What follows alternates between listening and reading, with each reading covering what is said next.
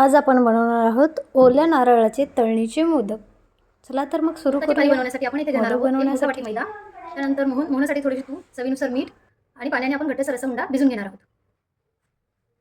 त्याच्यामध्ये आपण तूप टाकून घेऊ। त्याच्यानंतर थोडंसं चवीनुसार मीठ, कुठल्याही गोड पदार्थामध्ये थोडंसं मीठ घातल्यानंतर त्याची एक वेगळीच टेस्ट येते।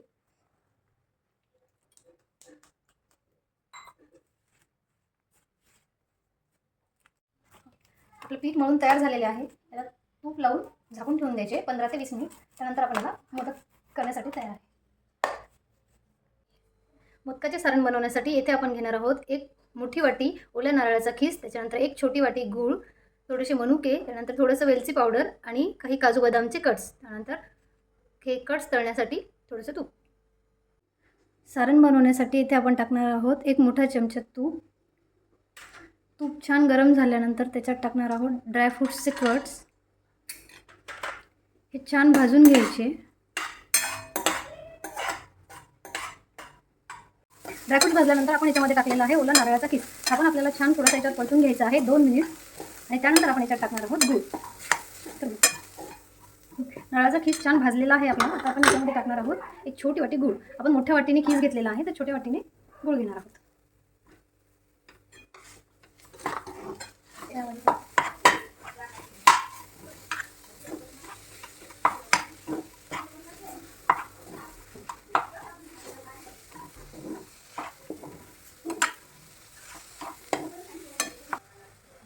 ते सारण छान भाजलेलं आहे आपलं। याच्यामध्ये आपण टाकणार आहोत मनुके, त्यानंतर वेलची पावडर आणि परत याला 2 ते 3 मिनिट छान भाजून घ्यायचं।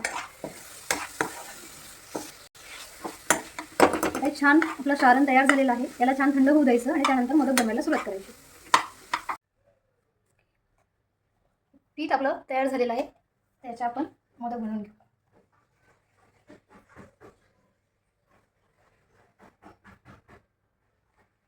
एवढा पिठाचा गोळा घेऊन त्याची आपण सुरुवातीला एक पुरी लाटून घेऊ आणि नंतर त्याला ते मोदक बनवू।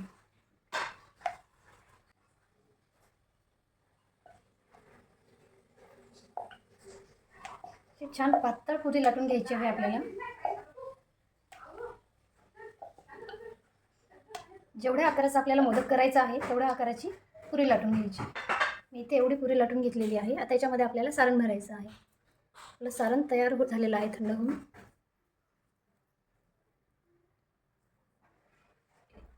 आपल्या आवडीनुसार आपण याच्यामध्ये सारण कमी किंवा जास्त भरू शकतो। शक्यतो जास्त भरल्यानंतर ते छान लागते।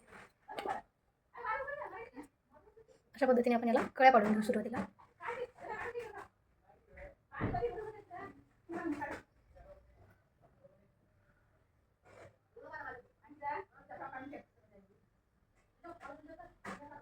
त्यानंतर ह्या सर्व कळ्या आपण अशा जोडून घेऊ।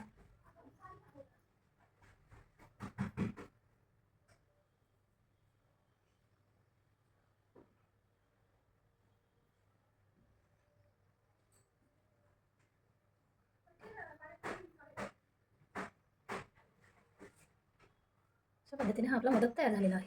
अशा पद्धतीने सर्व मोदक आपण बनवून तयार करून घेऊ।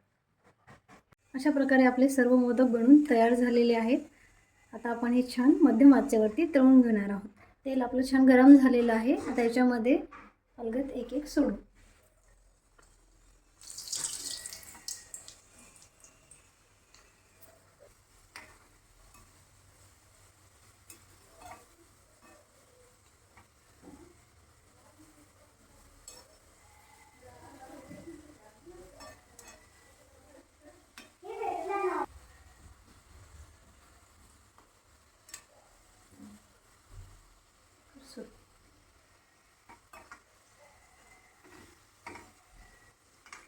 छान असे तळून झालेले आहेत ते आपण काढून घेऊ।